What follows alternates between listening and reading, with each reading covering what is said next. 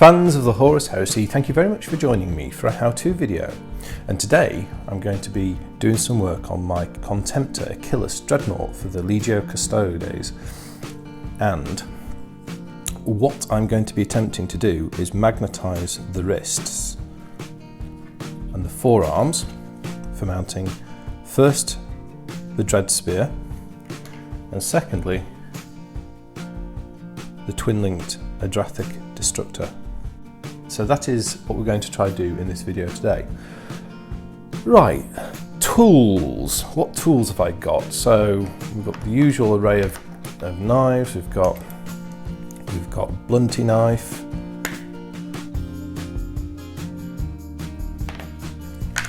We've got Sharpie scalpel. We have got dusty brush. Always have a dusty brush ready when you're working, cutting bits of resin away. A bradawl spike, so we'll be doing quite a bit of drilling. Tapering, needle file, flat underside, curved upper side, tapers to a point. A marker, choose a brand of your favoured brand. And then a selection of pin vices. So we've got a medium pin vice with that drill bit in it, and then we've got a double-headed larger one with those two.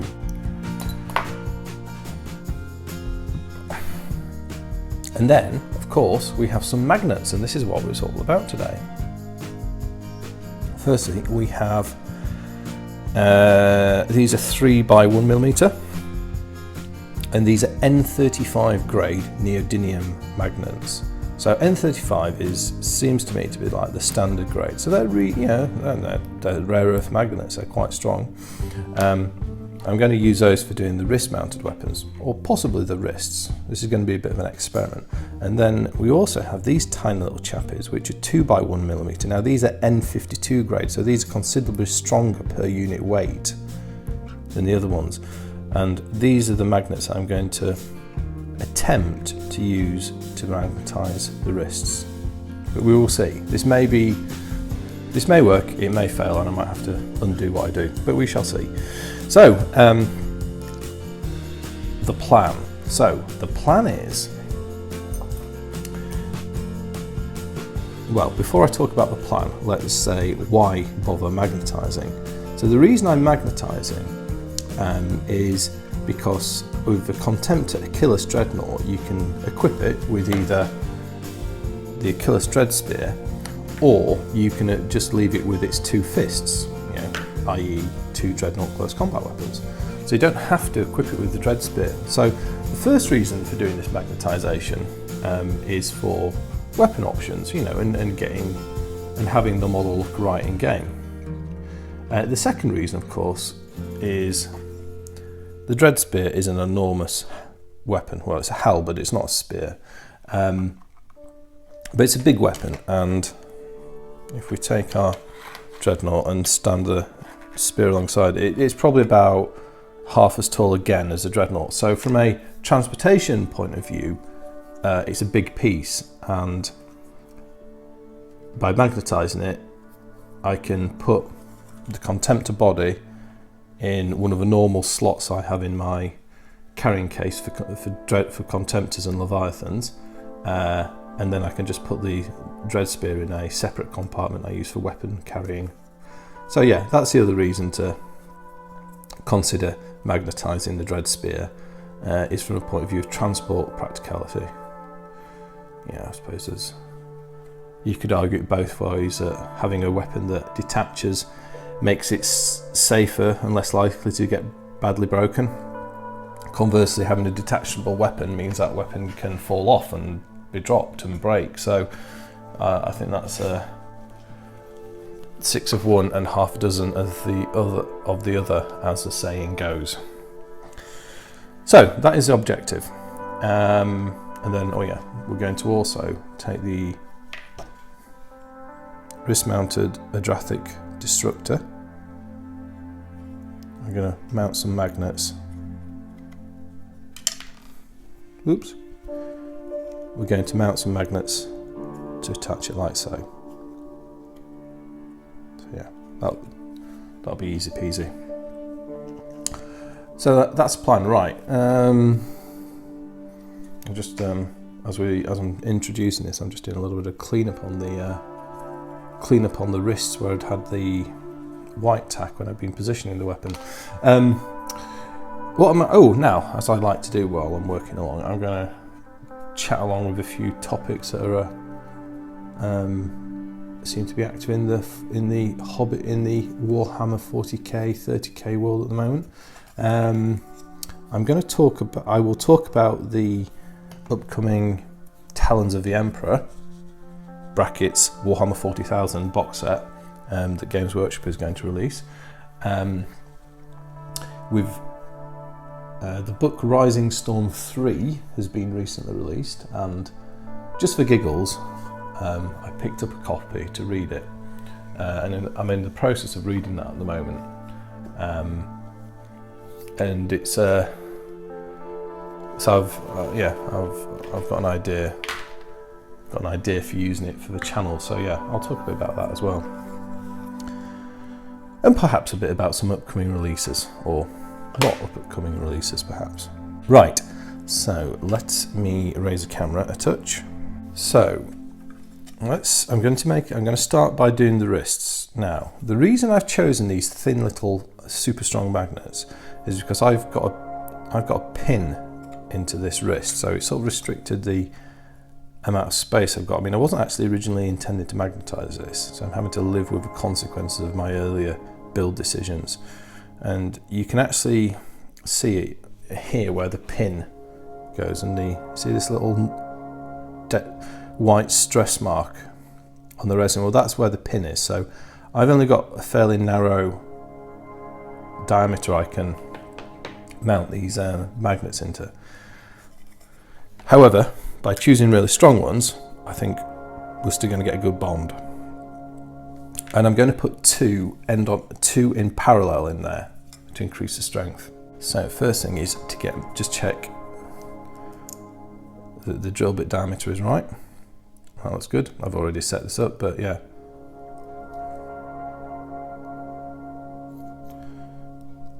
When you're doing drilling, I mean, anything about the same diameter, or perhaps a little bit larger or smaller, you can quite easily work with. You don't need, well, I mean, to be honest, I mean, what is an exact match when you're drilling stuff? It's kind of a bit of a hard one to define that. It's particularly, I mean, whether or not you're doing this by machine or by hand, you're going to get some sort of movement when you're doing it. So yeah, you're always going to have a bit of inconsistency with the hole size to deal with.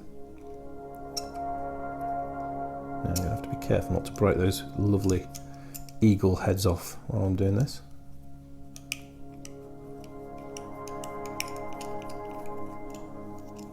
So this is going to be a little bit gnarly, as it's quite a small area to work in.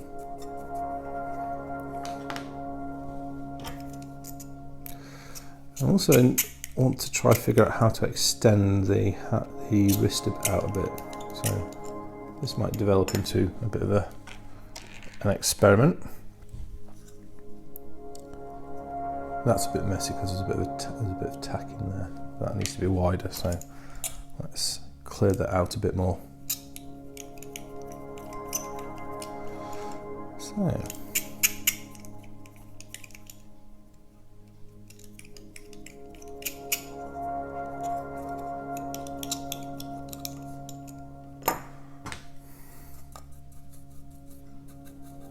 So Talons of the Emperor, Warhammer 40,000. Now this is a post went up a few days ago on the Warhammer community website about Games Workshop's latest box set, and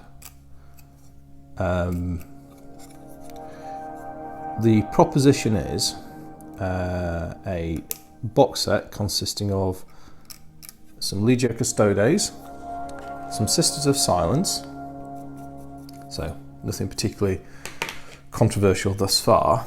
But then a Land Raider, a golden Land Raider, a golden Rhino, and a golden plastic standard Contemptor Dreadnought. So these guys are designed for use in Warhammer 40,000. And so the name has clearly been lifted from the Horus Heresy, Book 7, the force being called the Talons of the Emperor. And GW has decided to get on the bandwagon for 40k. And now, obviously, they've invested all the tooling resources in getting those Custodian and Sisters of Silence models to market. It makes sense to make something of that capability. However, we're not seeing Custodian-specific vehicles. We're seeing reworks of marine gear, and I think some people have maybe thought that was a little bit of perhaps, I don't know, a bit of a cop-out or lack of design effort. But I mean, I look at the set and I think it's just a clever use of the available resources. I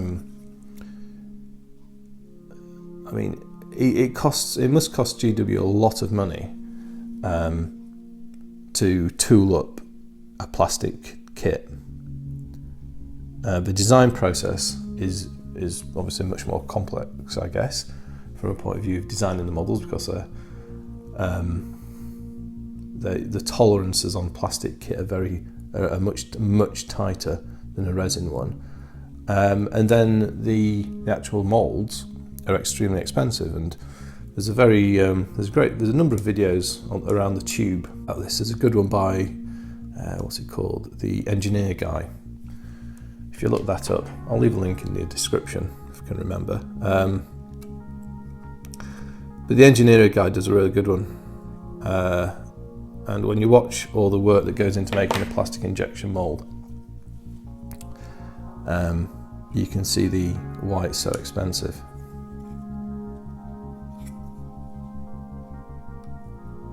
Okay, so I've got the first magnet in, but one isn't going to be enough. So you're going to need a second, and possibly I can only use 2. So I've got quite a finite number of these. I've ordered, I think, exactly the right number, which is perhaps I should have ordered myself some extra.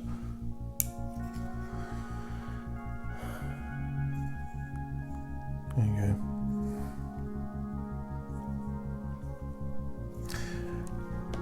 Because I think I might need a bit of extension on the wrist, what I then might do is I might put one of those guys on there.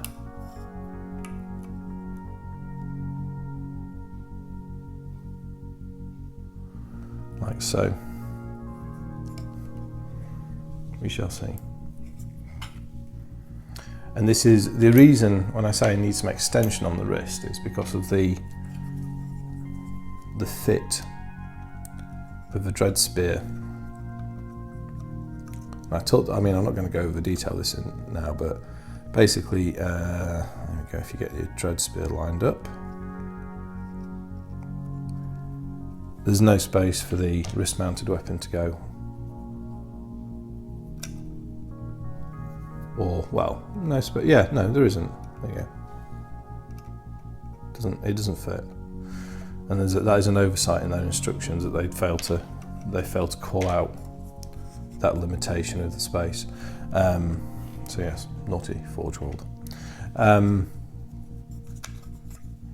My idea though is if I can extend the wrist further out from the arm vambrace.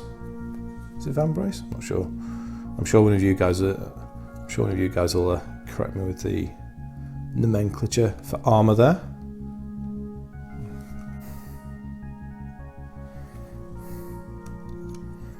That'll do the trick, I think.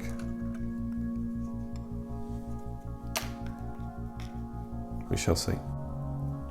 Okay, so I've now got a stack of 3 these small magnets in there, so I went a bit deeper than I initially intended.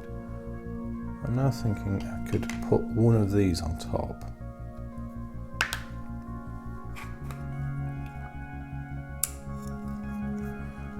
Like so. And then for the test,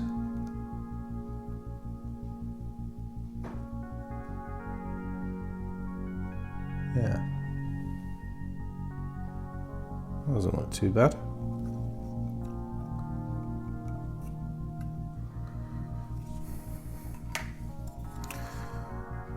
Dare I stick that? Yeah, I'm going to stick that because I can always put another magnet on the top to increase the depth, the prominence of the wrist further. Let's go for it and see what happens. So I'm just going to run a little bit of glue around it. This is pretty low viscosity super glue, so it will penetrate through quite nicely.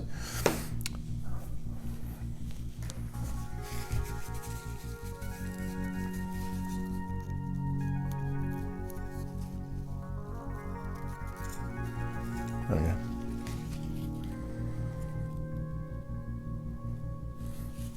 So yeah, this new 40k Talons of the Emperor box, fluff-wise, it's saying that all the nice custodian gear, such as the grav vehicles like the Cronus and the Caladius, etc., were destroyed or lost in the Horus Heresy, or perhaps, what little survived maybe was destroyed in the intervening years, and maybe any rare surviving examples are purely kept for defense of Terra, and when they go on activity outside of Terra, they use more common Imperial war gear that aren't irreplaceable relics of technology. So yeah, I mean, I think as a product and a proposition as an army, I can see the sense in it. And if GW were to make a plastic set of grav vehicles for the custodians, it would be a huge investment. And would they really sell that many? I don't know. So I think fluff-wise, I can see the sense of it, and I can certainly appreciate from a commercial angle the sense of it. And that's not, GW being money grabbing, it's just, or anything like that. I think it's just a sound commercial decision to, using what you've, using the tools available. So yeah, so that's the Talons of the Emperor force. And I mean, I suppose there's always, one thing that we do see, if we look to the Skitari army, that started off with a very small core of models, and it does make you wonder if the Talons of the Emperor, let's try to pronounce it again, if the Talons of the Emperor is successful in 40k with this initial offering, you could very well see further development occurring. I guess shortly after the Skitari came along, the Cult Mechanicus appeared. Now I don't know if I'm not sure if those two products were developed in parallel, or if they were in series, and the Cult Mechanicus came along after the success of the Skitari.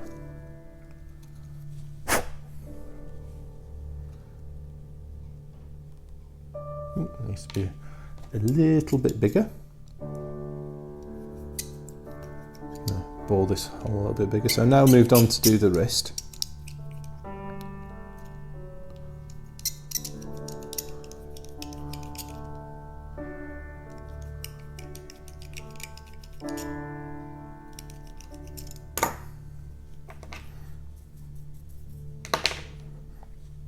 I'm just drilling for these little magnets. I'm just wondering, actually, maybe I think I might actually drill it with this thicker drill. This is just over. This is 2.1 millimeters, and those magnets are 2 millimeters. So this is going to be slightly large, this hole, but I think the other one's not going to be quite big enough. I just want to be careful with drilling, because if I make a mistake, I've not really got anywhere to go on this wrist. There you go. That's actually a really nice fit. That's bob on, that is. And that's one magnet and two. So probably just a little deeper hole required there.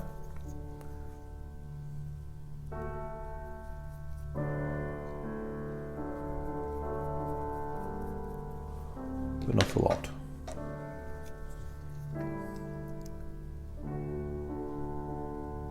So yeah, so let me know what you think about the upcoming 40k Talons of the Emperor.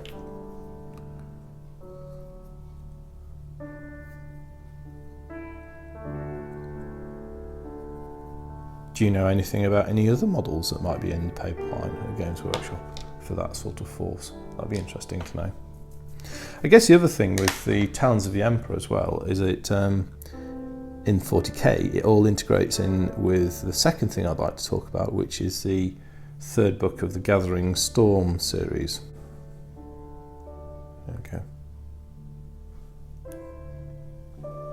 So the Gathering Storm series is, I think it seems to be something of an effort to have a new story event in 40k. Something to move the sometimes maligned story forward for, well, not maligned, but you know, the static story forward. Now, I'm quite happy with a static story. You know, I suppose I'm a bit ambivalent towards 40k because the whole general, I play 30k, and when you look at 40k and you appreciate everything they have written, there is, I mean, you can play anything in 40k from the 31st millennium all the way through to the 41st millennium. There is absolutely no shortage of stuff to do. However, people like new stuff, and they like the story to go on, and there's this idea of wanting to move the Imperium beyond its static, stagnant state. So, hence the Gathering Storm, and this is a triple whammy book job with supporting miniatures. Miniatures are got some very nice GW plastic miniatures. Yeah, and the third book, book 3 of Gathering Storm, Rise of the Primarch, has just been released. All right, I'm just going to mark this up. So the all-important get the polarities consistent. So that is the end, and if I colour the tip, a little Sharpie. There you go. I now know that I need to see that colour when I've mounted it. So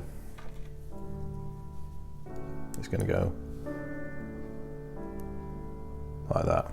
And I suppose another way to visualise it is to just say that's how the polarity is lining up.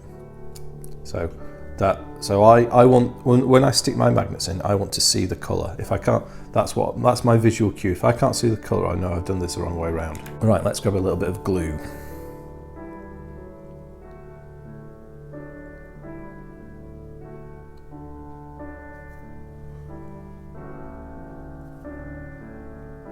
That's okay. All important cocktail stick, a non-ferromagnetic material.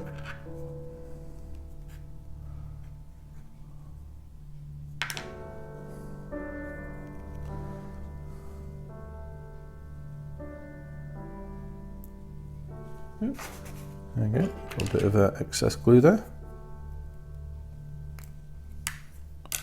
We'll come back to those guys later and clean them up.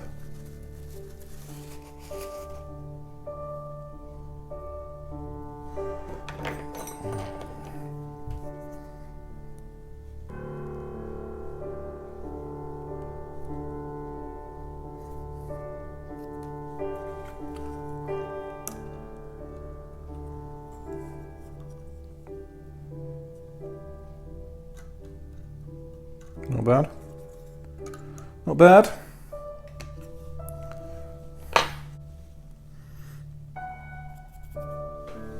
So it's a little bit of cleanup to do. This wrist, which I missed first time around. Tiny little bit of a mould line there to go.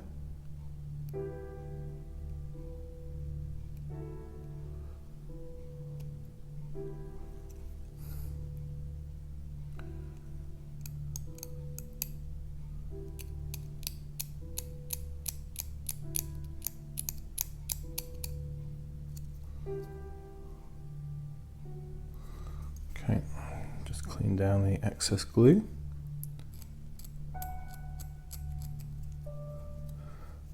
So yes, the Gathering Storm, yes, the Storm Gathers. So, Book 3, Rise of the Primarch. Hey, Rebute Gilliman makes an appearance back in the 41st millennium. This is what people would describe as being big news, I believe, to see a Primarch appearing in the 40k game. So I've got this book and I'm reading through it at the moment. And I'm going to do a review of it, and it's going to be a typically leaky cheese perspective on the book. It might be a little bit tongue-in-cheek as well, because, well, just because I can. Right, so before I get into that, just an update, what I'm going to do now, I'm going to start drilling out the magnet for the next wrist, get the basic setup done, and then I can start messing around with the weapons fit on the wrist-mounted weapon for this one. Right, so Gathering Storm. So I've been doing some reed skiing of this, and oh yeah, the first section of it, which is a bit of it's a bit like a sword and sorcery hack and slash bit, well, hack and slash come journey story, and it's quite long. There's nearly 40 pages of it, 35 pages of it. And I've got to admit, that was a bit of hard going. That there was just a bit too. It was the writing style for me was so. It was just too over descriptive and somewhat laboured. So, if you like stories which go something along the lines of Jones, a space marine, then drew his bolter up and tore a ragged shell of bloody craters across the Chaos Space Marines across the plaza. The Eldar Witch, Uniliad, I've just invented that, then triggered a storm of psychic fire that turned their armour to wax. If you like 35 pages of that sort of stuff, then, you know, I'm sure you'll love this, but for me, it kind of basically was 35 pages of saying, the party of heroes went from point A to point B. At point B, the interesting stuff happens. Yeah, so that's my take on the first part of that book. Anyway, having got through that and survived it, we are getting into some more, what from my point of view is interesting and worthy material. So we shall see where that goes.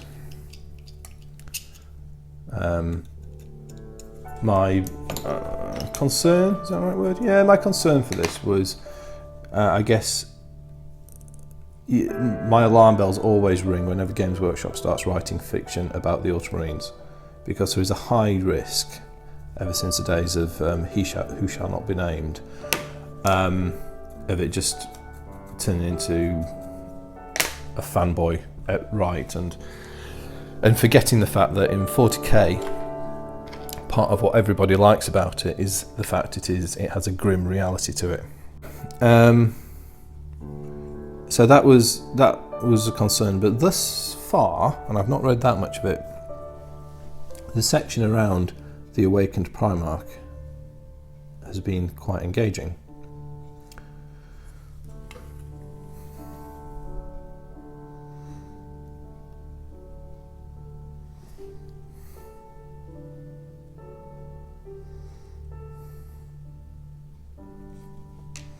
It's quite a long book, nearly a couple of 100 pages long. So if you compare that to, your Horus Heresy books, which typically wane around the 300-page mark, it seems long. Although the Heresy books are different because they are printed, the pages are bigger, and there's more words per page, shall we say. Also, there's quite a bit of art recycling in this this book 3 as well. I've seen quite a lot of this artwork before, which is fine because it's very good art. Which on one level is fine, it's very good artwork, but it's with Forge World books. They tend to be, their art all seems to be original to the book. There's very little repetition between books. I think that's another thing to bear in mind when you sort of compare the amount of resource that's gone into producing this Gathering Storm book. It's the first time in a long while that I've read a piece of current 40k fiction, as in, 41st millennium timeline as opposed to Horus Heresy. So it's been an experience from that point of view alone. Okay, there we go. So that looks all right. I wonder if I've... Be careful with the glue there. So doing a similar thing there. Again, it's kind of just stacking up some magnets. Sometimes if I'd thought about needing to magnetize these parts at the time, I would have repositioned the pins, and that would have allowed me to put some bigger bore magnets in. But you live and you learn, and sometimes you've got to kind of adapt and improvise. Such is the way of things. This is my little stack.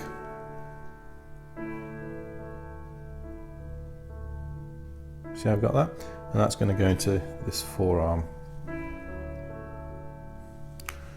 So the challenge is to get the glue in, get it in, without overdoing it at all. Oops, sorry. Do apologise. You had a load of bass in your face. Bass in your face. That's great, isn't it?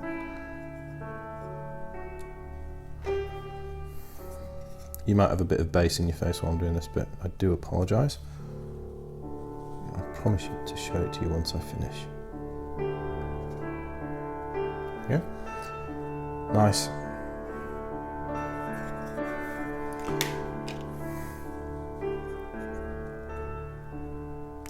I mean, what I'm doing with this is actually pushing the wrists out a little bit. And to be honest, I like that because as this model comes, the wrists are very recessed into the fan braces. So if this is, you're not going to see this, but if this is a ram base, it's a very tight fit. And of course you need some mobility around the wrist. I think actually, I'm going to actually like how this looks from a point of view of the ergonomics of the final look as well. So now we just need to bob the magnets into this forearm as well. Yeah, Gathering Storm's an interesting thing, and I don't know where it's going yet, apart from they're all going to end up on Terra.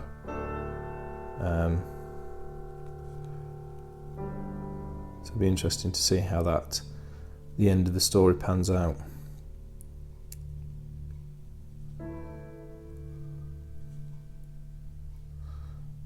And see how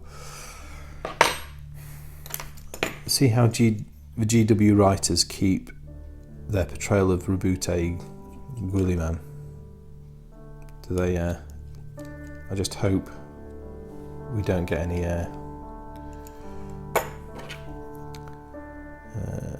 OTT writing or turn them into a what's a term I've heard used to describe, which is called Mary Sue. That's it, yeah, Mary Sue. Basically, a plot device that allows you to do anything. You just forget about reality and you just Mary Sue it. I'll sort it out.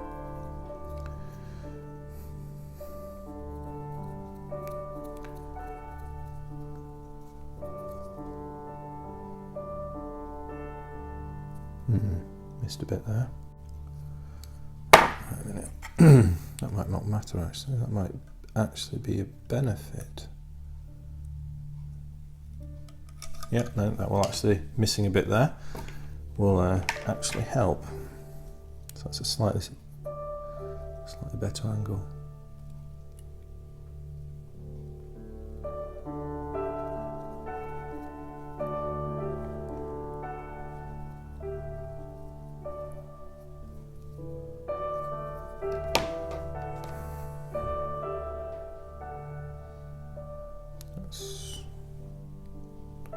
That's one deep.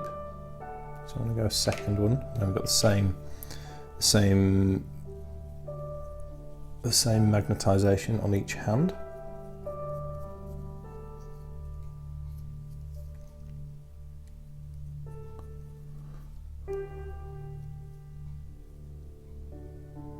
So, Forge World news. What's the latest Forge World news? Well, we are finally going to get the models for the most controversial of Space Marine consuls, the Moritat.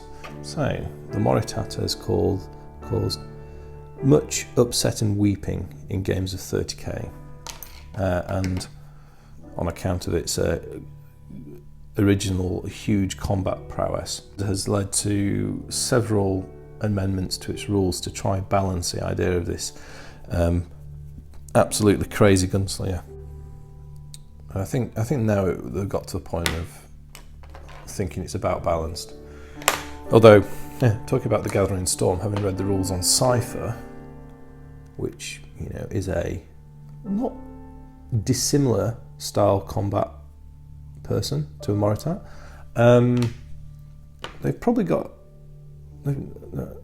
they've taken a much more modest combat prowess approach on Cypher, and you do wonder if the whole original concept of the Moritat and their chain fire attacks was just a little bit OTT.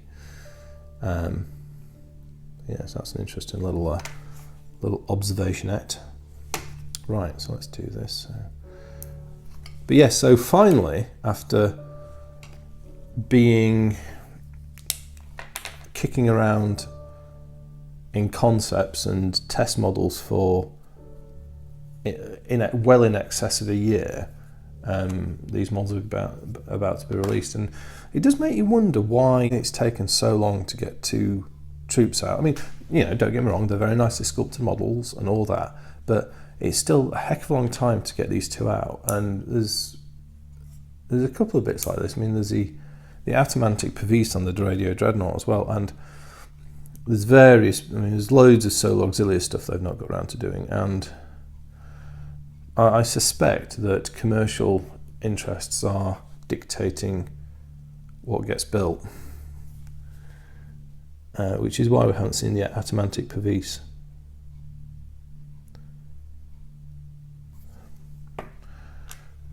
Because I think they're feeling that they're not going to sell that many. And so hence, and unfortunately for us radio owners and other people, it's got bumped down the to-do list. Although the model's been done for 2 years. Yeah, I'm sure they had the model at the open day last year before, not this year's, last year's. Oh yeah, no, maybe 18 months, but yeah, it's been.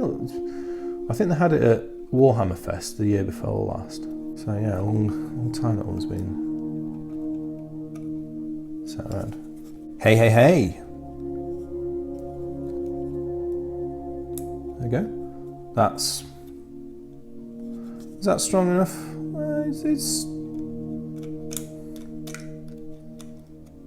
It's reasonable. I think once I glue these wrists, that will improve the stability. Yeah, I'm going to rate that as being happy with that.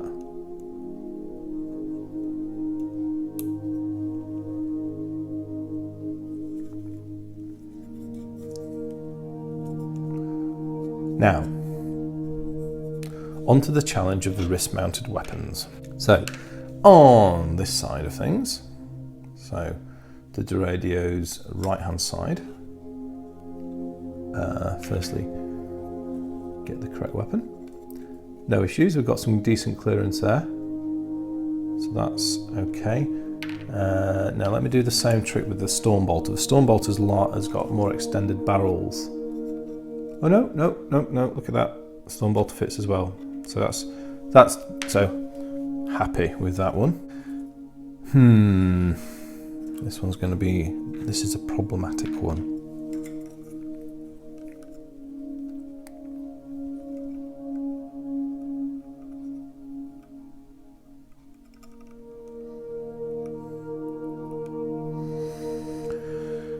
get the Dreadspear rotated, so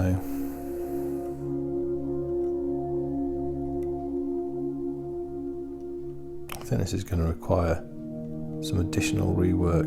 Well, let's just try extending that wrist out with the addition of an extra magnet. There you go. You shouldn't really let the magnets snap together, but these smaller ones, to be honest, I've never had any break by, well, never say never. Yeah, don't let your magnets crash together. Bad. You might break them. I have in the past actually wrecked some brand new magnets I'd bought by letting them clack together like that. They were big ones, bigger, strong ones than this. I wasn't feeling the cleverest person after doing that, but you know, these things happen. That kind of does the trick.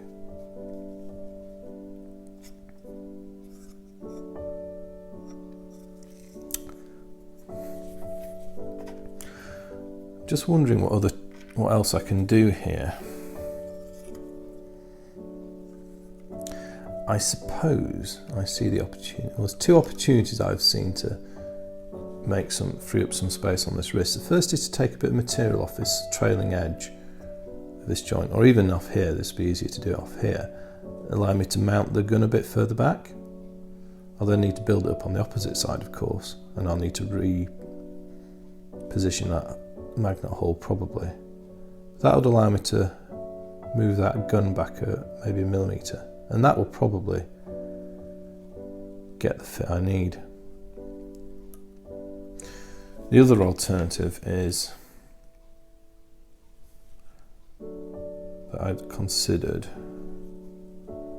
was to cut the barrels off the Adrathic Destructor and just move it, take that sort of gap out between the front barrel shroud and this section here. There's a little gap, so just saw that back, and that'll give me a little bit of size as well. So yeah, maybe I'll try that as well. We'll see. Right, well, what I'm going to do for this video is, because we've been going for a while now, I'm just going to mount this one up as a demo, and then I'll do that later. So I think that's going to take a bit more time.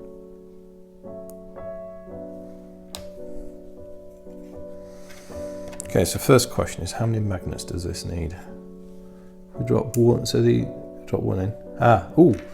So I've got more magnets now. Interesting, isn't it?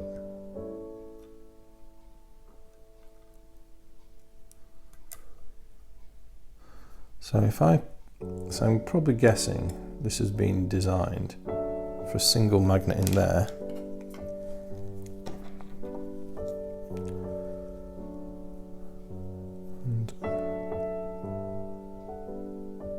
I don't know if you should have one or two in here.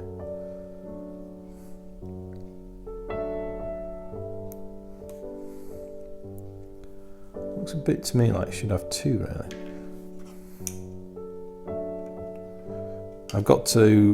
I'm going to go with just the natural polarity that's coming through with having the magnets already mounted in there. Like that. I'm just going to put it in that way around. So we'll run a little bit of glue in there. Oh, there's a couple of ideas on the Dreadspear. One of these was intentional, one of these was accidental. So the first thing is the big spike. So with the Dreadspear, you've got the big spike, haven't you? Here. When I was messing around posing my Dreadspear, I managed to break it off. Whoops. Unsurprising, it's very fragile. So I put a nice big pin through. You know how I like my pins. So I put a nice big pin through that, and that's now super solid. So I'd put that on the list of preemptive pinning to consider, because that is super fragile.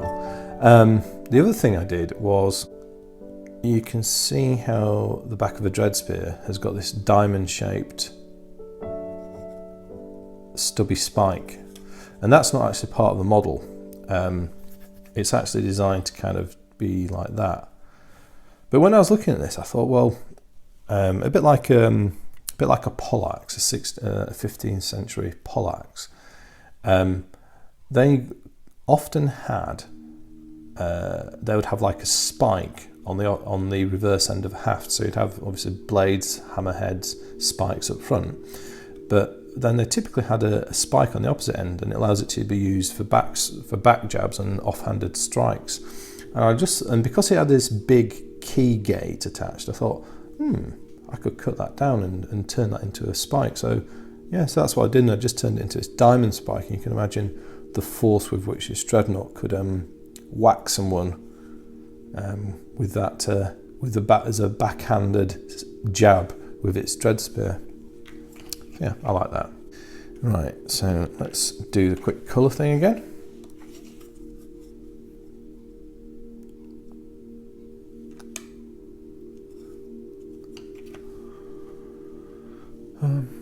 Get rid of those guys.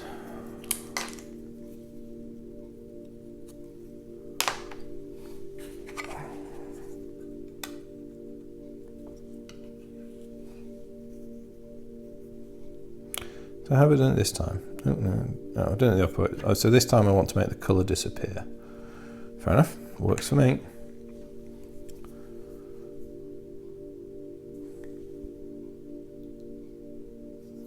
Oops, a bit of glue where I don't want it. Just wipe that off.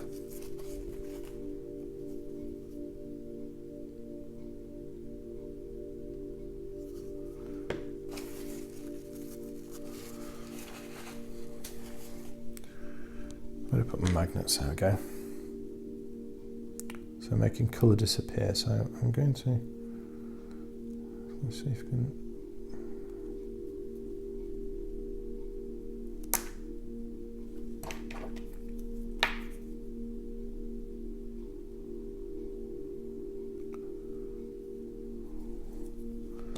well, that's fully recessed into that socket. I think this may need a second magnet, but let's just clean that excess adhesive off and let's see what happens as it is. So there's a bit of a separation now between these two magnets, and as you know, or you know, as we know, magnetic force decreases very rapidly with distance. Yeah, that's a bit flimsy. That's not strong enough. So I'm going to put another one in here. This should be easier to do.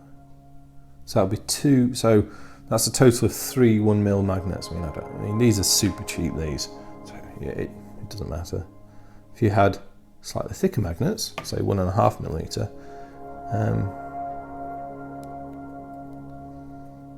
you could do it with a small number of magnets.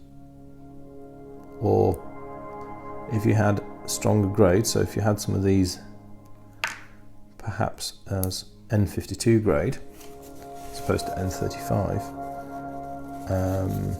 that might be sufficient with just 2 1mm ones. There you go, and now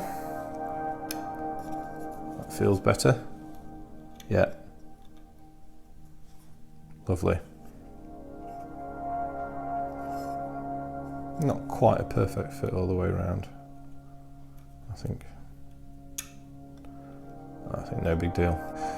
So that's the Adrathic Destructor. I think we will also do the Stormbolter for this mount as well. I'll probably just do the Adrathic Destructor on the other one. No, I'll do the Stormbolter as well, because the other thing I've not done here is magnetize the alternate fists. That's a job for later.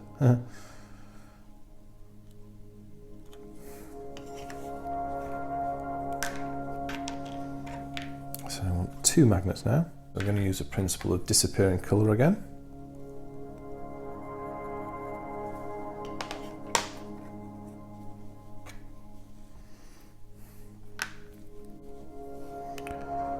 Going to put 2.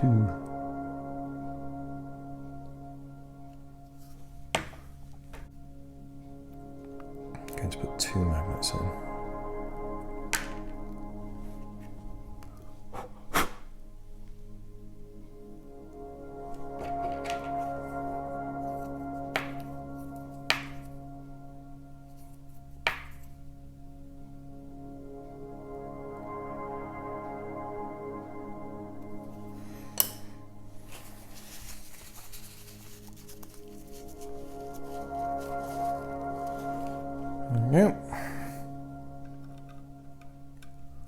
if it wasn't trying to stick to my finger.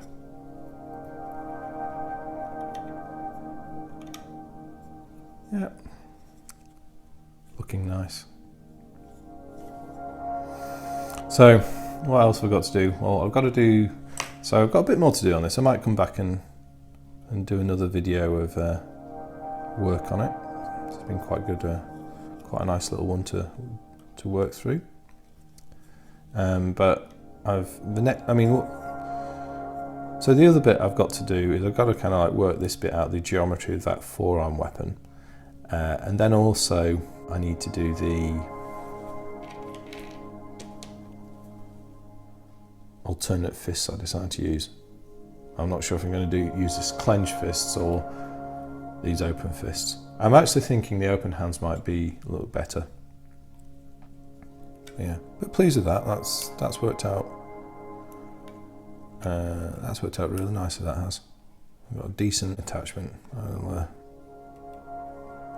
not going to stick this quite yet because I'm going to leave it moving to help me with this section here, but that will be ultimately stuck. Anyway, so there you have it. I hope you've enjoyed that little how-to and chats about various bits of random stuff. Thank you very much for watching. I will speak to you next time, and goodbye.